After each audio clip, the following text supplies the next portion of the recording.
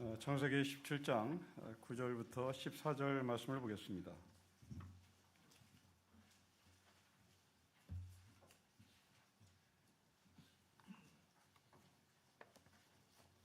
(17장) 9절부터 14절 말씀을 한 절씩 기도하겠습니다. 하나님이 또 아브라함에게 이르시되 그런즉 너는 내 언약을 지키고 너의 후손도 대대로 지키라.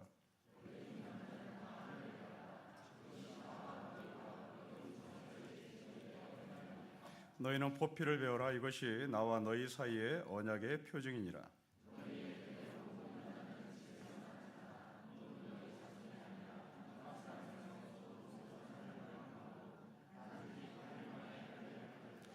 너희 집에서 난 자든지 너희 돈으로 산 자든지 할례를 받아야 하니 이는 내 언약이 너희 살에 있어 영원한 언약이 되려니와 할례를 받지 아니한 남자 곧 그 포피를 베지 아니하는 자는 백성 중에서 끊어지리니 그가 내 언약을 배반하였습니다.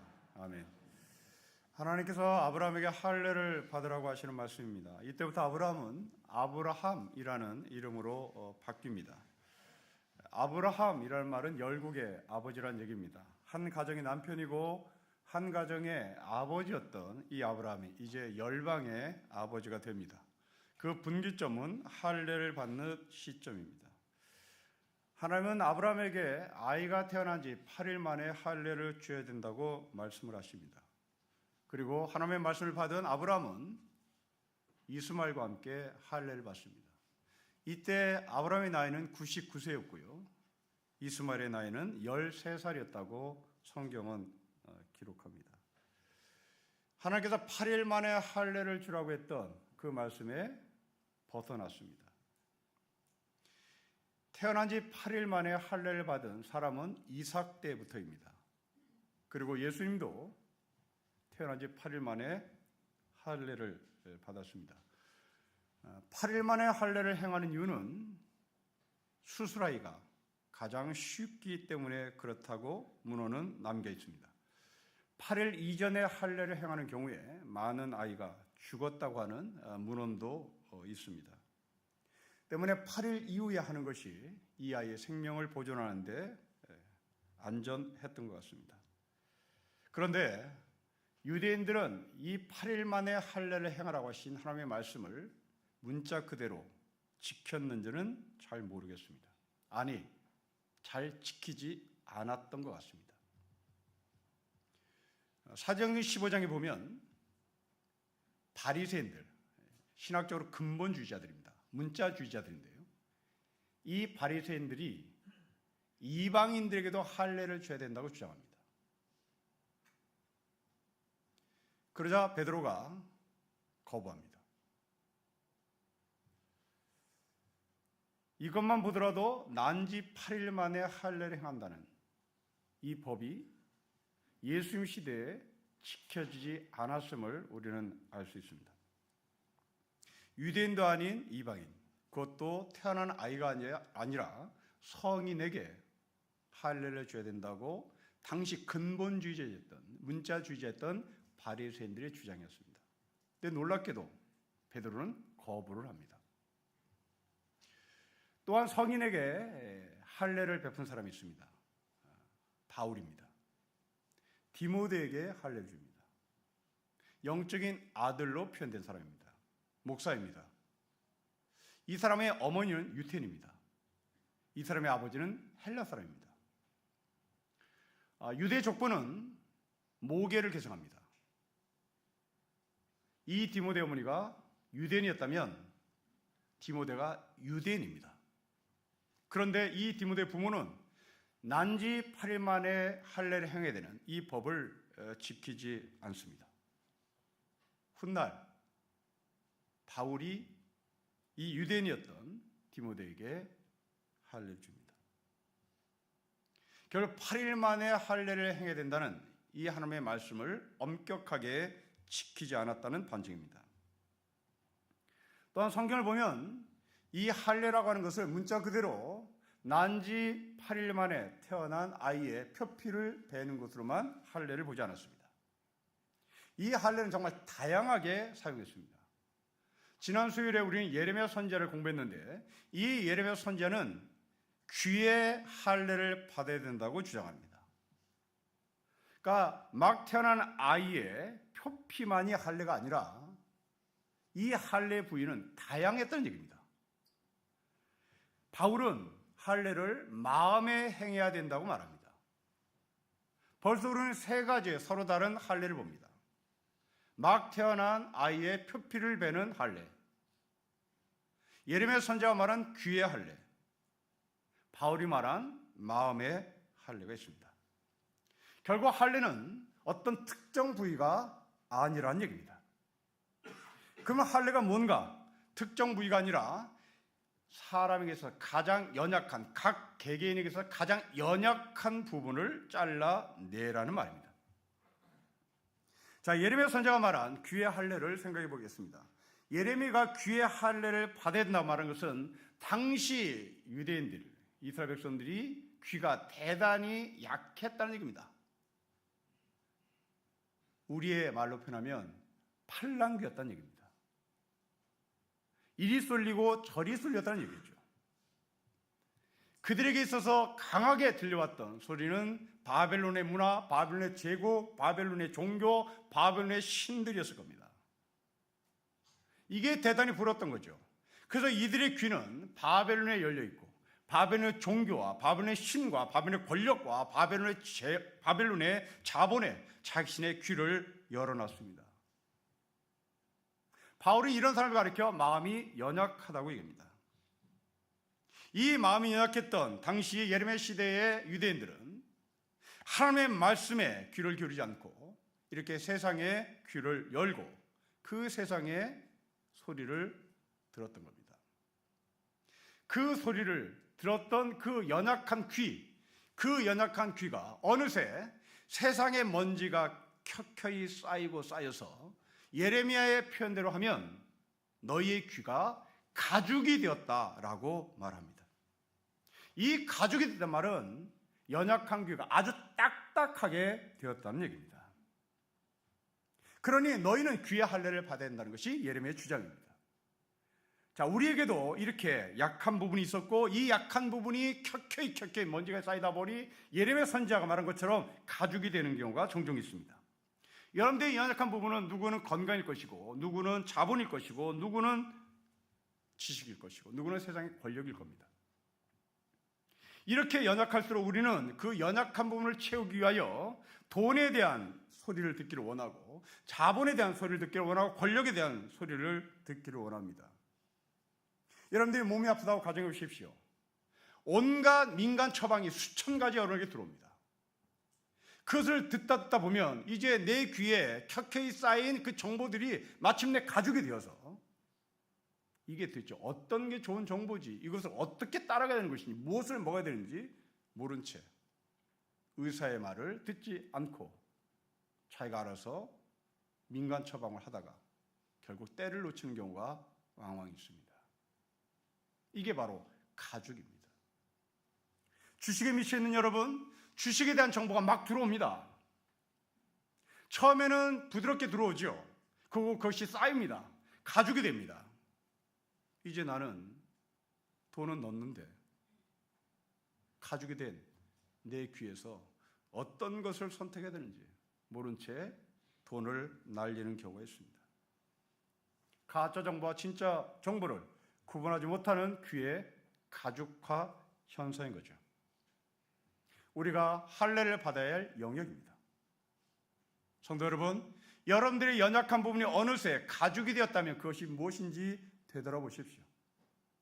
지식에 목말랐습니까? 그 지식이 쌓이고 쌓이다 보니 어느새 나는 그 지식을 활용하는 것이 아니라 그 지식이 완전히 가죽이 되어서, 여러분, 가죽이 썩으면 악취가 납니다. 가죽 썩는 냄새는 맡을 수가 없습니다. 여러분의 몸에서 향기로운 냄새가 나는지 가죽 썩는 냄새가 나는지를 다시 되돌아봤으면 좋겠습니다. 이제 본문을 관찰해 보십시다. 그러면 할례가 무엇인지에 대한 정의를 내리겠습니다. 여러분 9절부터 14절의 말씀을 눈으로 훑어보십시오. 반복되는 단어가 있습니다. 두 개의 단어인데요.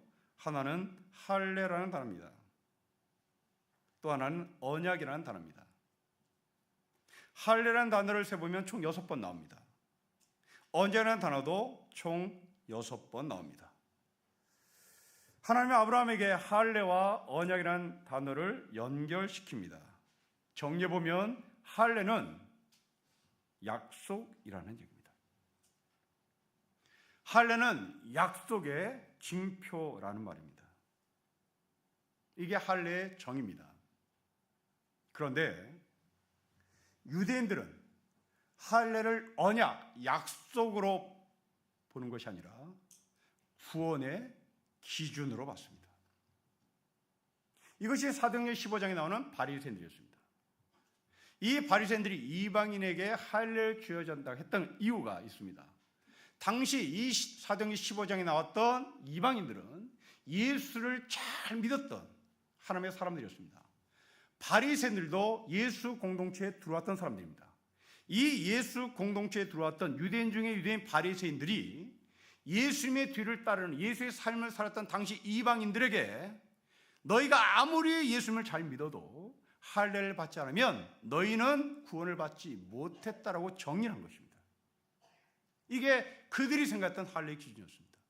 그러자 베드로가 아니다라고 얘기합니다. 왜 하나님의 이름을 망령 때 일컫냐고 핀잔을 줍니다. 베드로는 할례가 구원의 기준이 아니었음을 알았기 때문입니다. 이 할례는 도대체 무엇일까? 이 할례는 골로새서에 바울은 정확히 정리합니다. 그리스도의 세례입니다. 자, 우리는 이 할례가 기독교에 없습니다. 그래서 이 할례가 우리하고는 상관이 없다라고 생각합니다. 아닙니다. 바울은 이 할례를 무지 중요하게 생각했습니다. 그래서 골로새서에 할례는 그리스도의 세례라고 정리합니다. 자, 이제 여러분들은 이 할례라는 단어를 들을 때마다 세례라고 바꿔서 읽어도 됩니다. 세례받은 아브라함, 세례받은 우리, 할례받은 디모데, 세례받은 디모데 이렇게 읽어도 되는 겁니다. 자, 그러면 할례받은, 세례받은 아브라함을 정리하자면 세 가지로 정리할 수 있습니다. 첫째로 아브라함은 할례를 받은 세례받은 사람이다. 그런데 둘째로 아브라함이 받은 할례, 아브라함이 받은 세례는 아브라함이 구원을 받기 전에 받은 것이 아니라 구원을 받은 이후에 받은 것입니다. 그러기에 아브라함은 할례를 받은 조상이 아니라 할례를 받지 않은 이방인의 조상이기도 합니다. 자, 이 세 가지를 좀 더 자세히 풀어보도록 하겠습니다. 하나님이 아브라함을 부르실 때는 75세였습니다. 그리고 할례를 받을 때는 99세입니다. 75세와 99세 사이에 14년의 갭이 있습니다. 이 14년의 갭 속에 어떤 충격적인 사건이 있었냐면 창세기 15장의 사건이 있습니다. 이 창세기 15장은 내가 하나님을 믿습니다라고 고백하는 고백의 시간입니다. 3단계가 있습니다. 하나님의 아버님을 부름. 아브라함의 입에서 하나님을 믿겠다고 고백하는 고백의 단계. 그리고 맨 마지막에 아브라함이 세례를 받습니다. 이게 순서입니다. 아브라함의 세례를 받은 때는 구원을 받기 전이 아니라 이미 구원을 받은 후입니다. 내가 하나님을 믿겠다고 고백한 창세기 15장에 근거하여 아브라함은 99세에 세례를 받은 겁니다.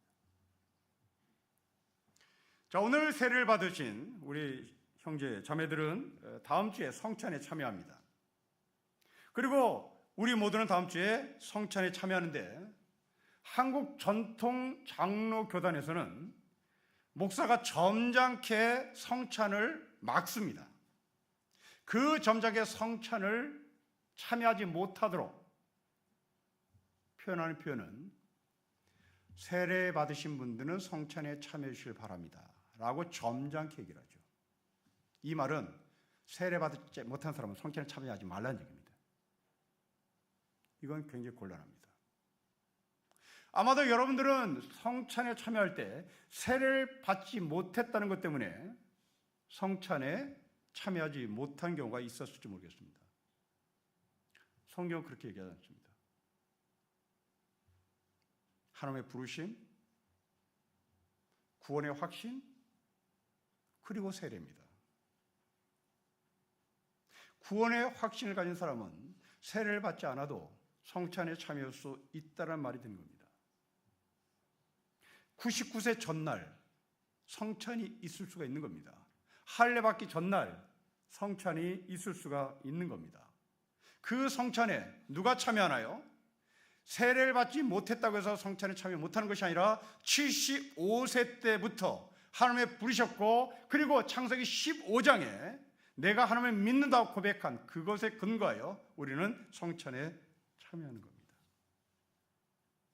성경학자들은 이 창세기 15장의 아브라함의 나이를 대충 85세로 잡습니다.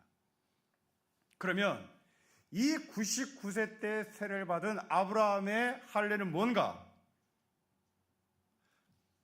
젊은이들의 언어를 표현하겠습니다. 그 세례를 받아 인스타그램에 올린 겁니다. 나 이제 세례 받았어요 하고 커밍 아웃 하는 겁니다. 그런데 누구는 커밍 아웃 하는 것을 싫어합니다. 그것에 대해서 별로 반갑지 않습니다. 그것에 대해서 자랑하고 싶지 않습니다. 이게 바로 디모데의 아버지 어머니였습니다. 이 디모데 아버지 어머니는 내 아들이 유대인이어서 꼭 할례를 받아야 되나? 우리는 다 예수를 믿고 우리는 하나님의 마음을 가진 사람이고 우리가 하나님의 약속을 가진 사람인데 뭐하러 인스타그램에 올리나? 뭐하러 커밍아웃 하나? 라고 생각했던 이 아버지 어머니는 자기 아들 디모데에게 할례를 주지 않았던 겁니다. 그러면 바울은 왜 줬나?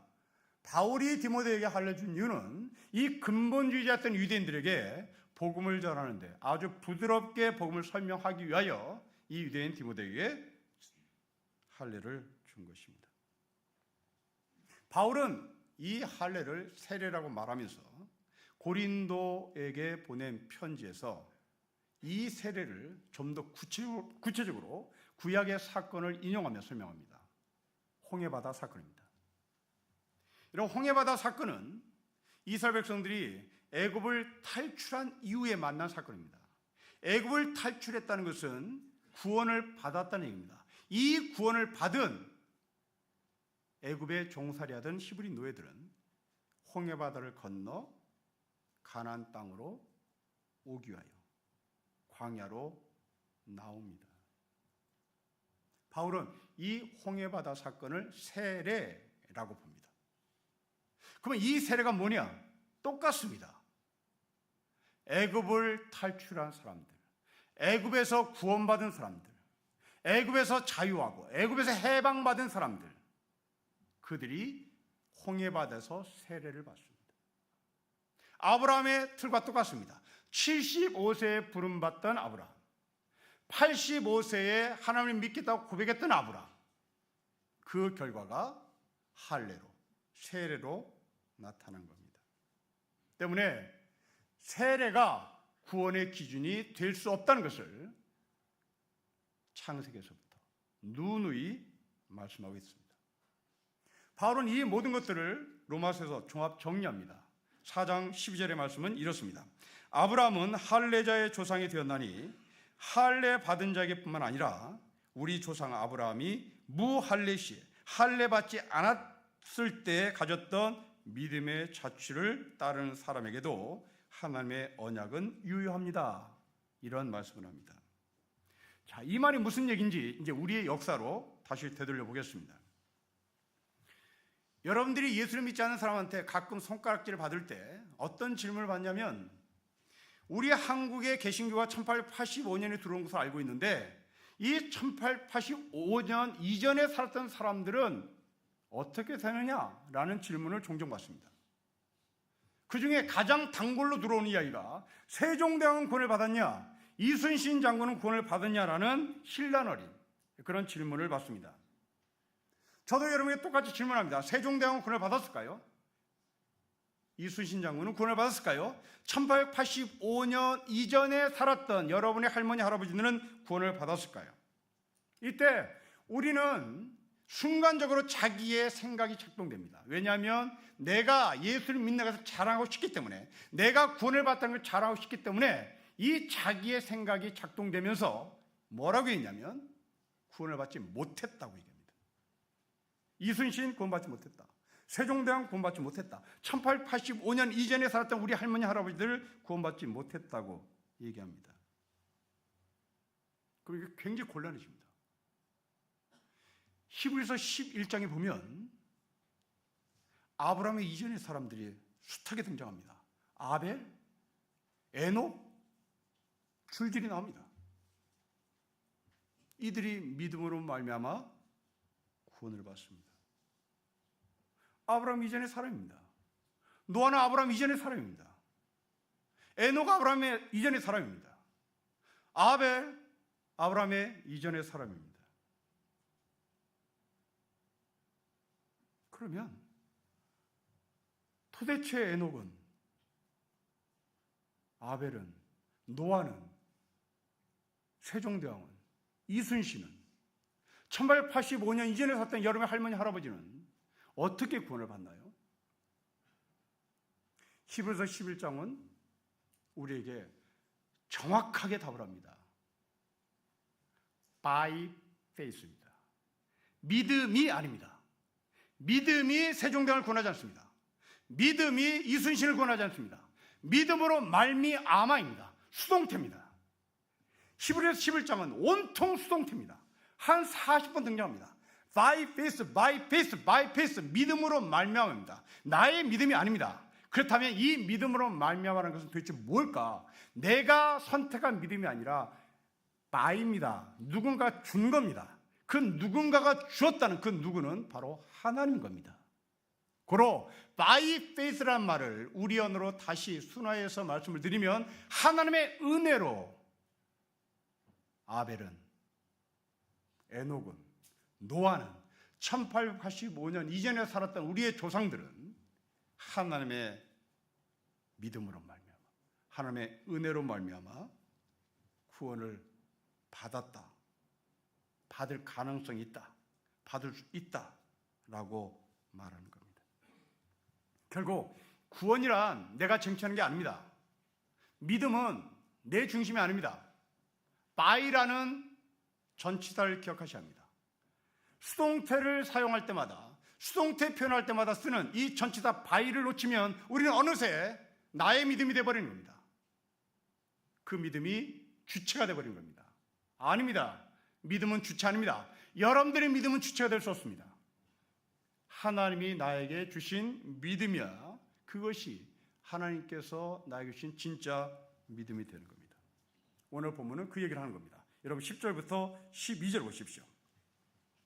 10절 12절 우리 같이 읽겠습니다. 시작. 너희 중 남자는 다 할례를 받으라. 이것이 나와 너희와 너희 후손 사이에 지킬 내 언약이니라. 너희는 포피를 베어라. 이것이 나와 너희 사이의 언약의 표징이니라. 너희의 대대로 모든 남자는 집에서 난 자나 또는 너희 자손이 아니라 이방 사람에게서 돈으로 산 자를 막론하고 난 지 8일 만에 할례를 받을 것이라. 여러분 아브라함의 직계만 할례를 받지 않습니다. 노예들, 아브라함과 피가 섞이지 않은 노예들까지도 할례를 주라고 얘기합니다. 차별 없으신 하나님의 복음인 것이죠. 모든 사람의 복음을 주시고자 하시는 하나님의 은총입니다. 그래서 by faith가 나오는 겁니다. 여러분 예수님을 보십시오. 사람들이 하나님 나라에 누가 들어갈 것이냐고 물을 때 예수님께서 하신 말씀입니다. 여기 있는 세리, 여기 있는 창녀, 너희들보다 먼저 하나님 나라에 들어간다라고 얘기합니다. 어떻게 가능합니까? by faith입니다. 세리가 뭘 알겠어요? 창녀가 뭘 알겠어요? 그런데 세리와 창녀가 많이 배운 바리새인보다, 많이 배운 서기관보다 먼저 하늘나라에 들어가는 근거는 무엇입니까? 그게 by인 겁니다. 그게 by faith가 되는 겁니다. 여기에 한글을 모르신 분도 계실 겁니다. 저는 한글을 뛰어넘어 성경을 너무나 잘 알고 있는 지식인입니다. 여러분들이 한글을 모르고 성경을 모른다고 해서 여러분들이 천국에 못 간다가 아닙니다. 예수님께서 하실 말씀이 전 목사보다 먼저 그분이 하늘나라에 들어가는 거예요. 왜? by faith입니다.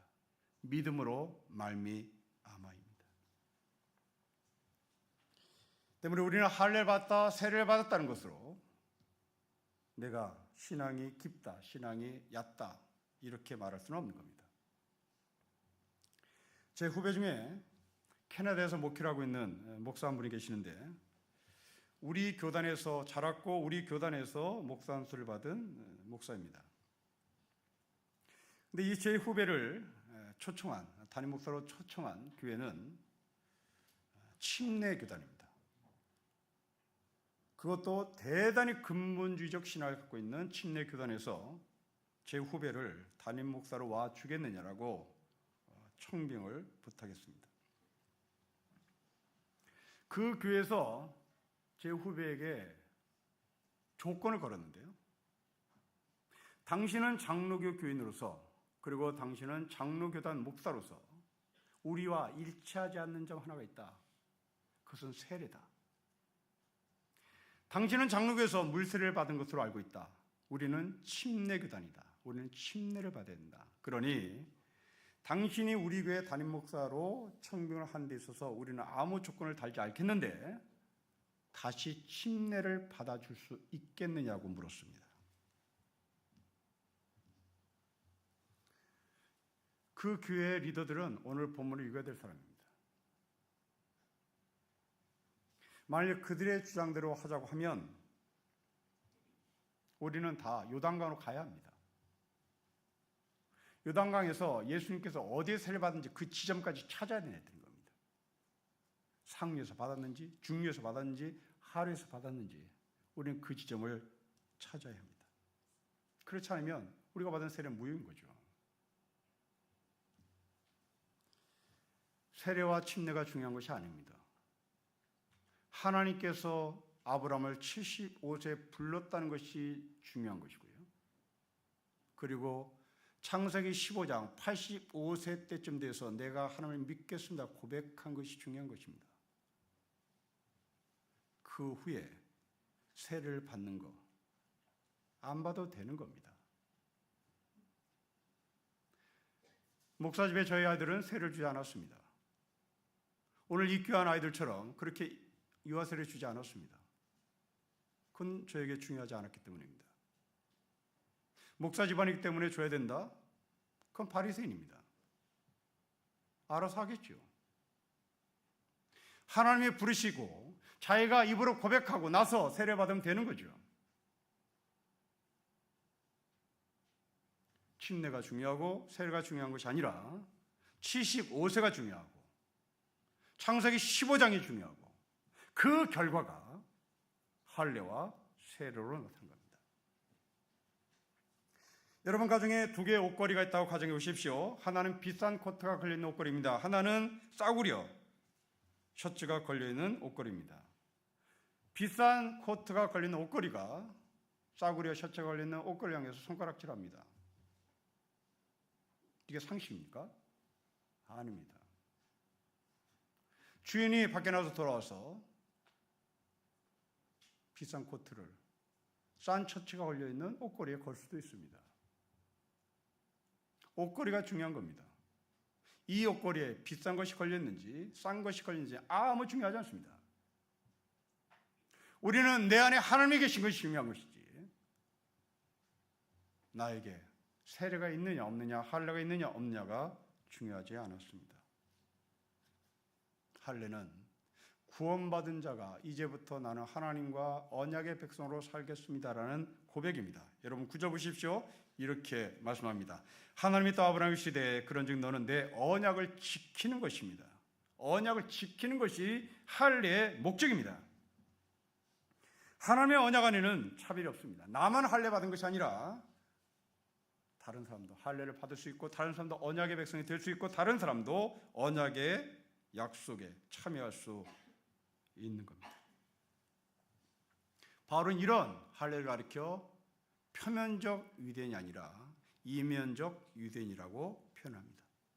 내면, 내 속에 내적인 할례, 내적인 세례를 받아야 되는 것이 진짜 예수님의 삶을 따르는 성도라고 말씀합니다.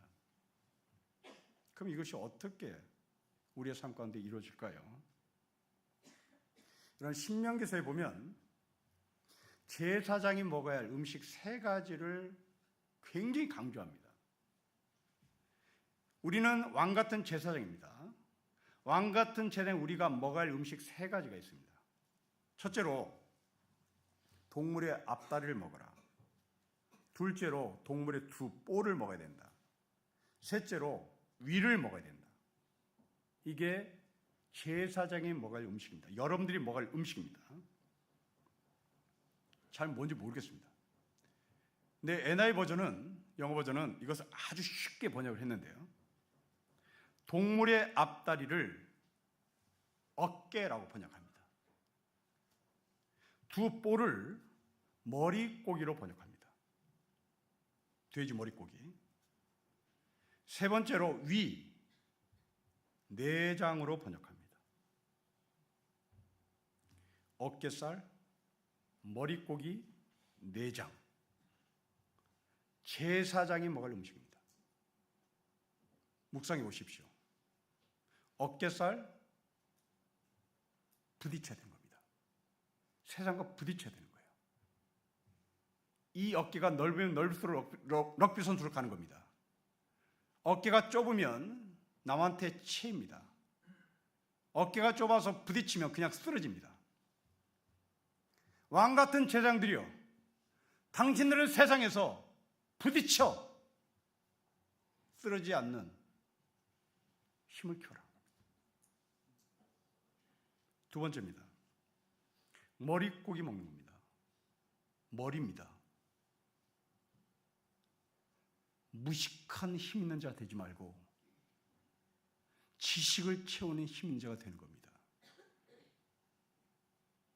3번째입니다. 내장입니다. 힘 있고 지식이 있어도 내면의 인격이 없으면 사고칩니다.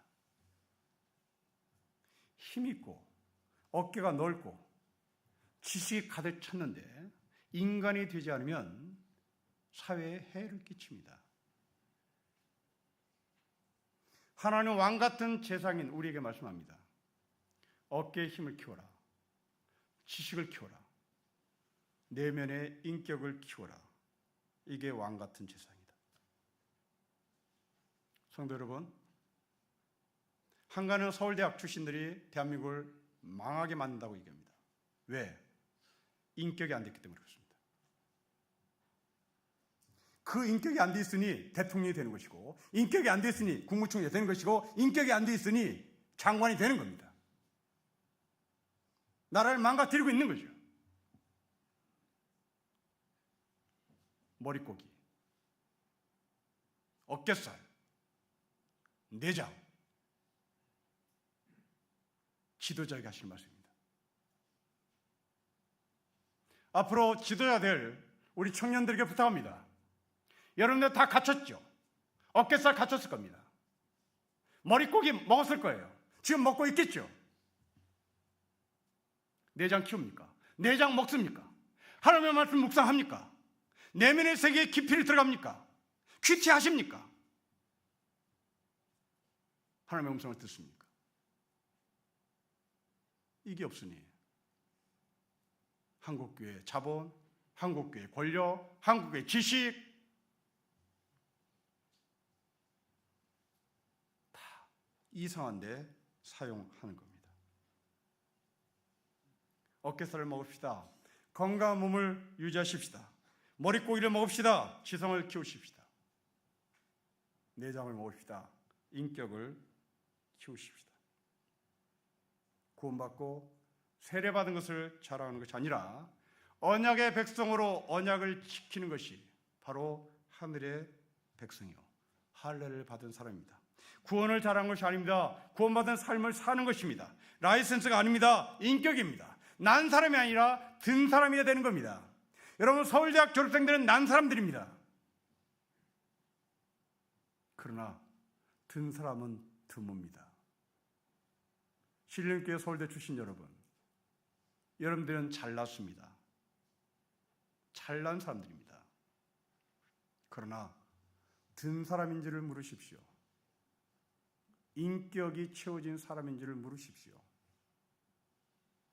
이게 할례를 받은 자, 언약을 지키는 하나님의 명령에 순종하는 사람입니다. 나만 구원받은 것이 아니라 나 같은 사람이 구원받았으니 다른 사람도 구원을 받을 수 있는 가능성과 소망이 있기에 우리는 선교하는 것이고, 그 선교를 어깨와 머리로 하는 것이 아니라 내 안에 있는 인격으로 하는 것이고 섬김과 순종을 하는 하늘의 사람인 것입니다. 아무쪼록 이 신령교회 모든 성도들이 할례를 잘한 것이 아니라 할례를 살아가는, 세례를 잘한 것이 아니라 세례를 살아가는 참된 제사장이 되시기를 주의 이름으로 축복합니다. 기도하겠습니다. 하나님 아버지, 할례가 세례요 그것이 언약이요 그 언약을 지키는 것이 바로 할례와 세례의 목적인 것을 저에게 가르쳐 주셨으니 아멘으로 화답합니다. 할례를 지키게 해주십시오. 세례를 지키게 해주십시오. 세례를 자랑치 않게 해주십시오. 예수님의 이름으로 기도합니다. 아멘.